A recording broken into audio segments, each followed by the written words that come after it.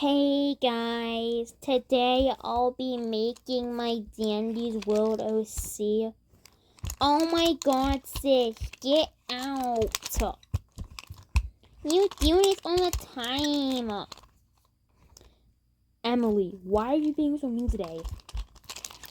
Because I'm too lazy and sleepy to even do something. Just let me make my OC in peace. Okay, guys, so she cost 9 million iCore, and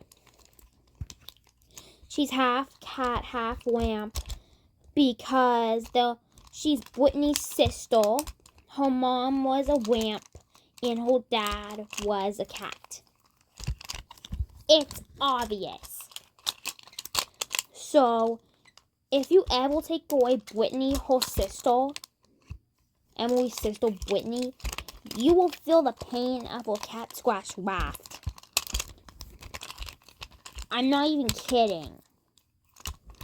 So don't mess with her or her sister. Okay, she'll scratch you. Scratch the tune if they go near her sister. Okay. And in the lobby, she can protect her sister. She'd have so much fun protecting her sister. And when Twisted Whitney sees her, excuse me, she ignores.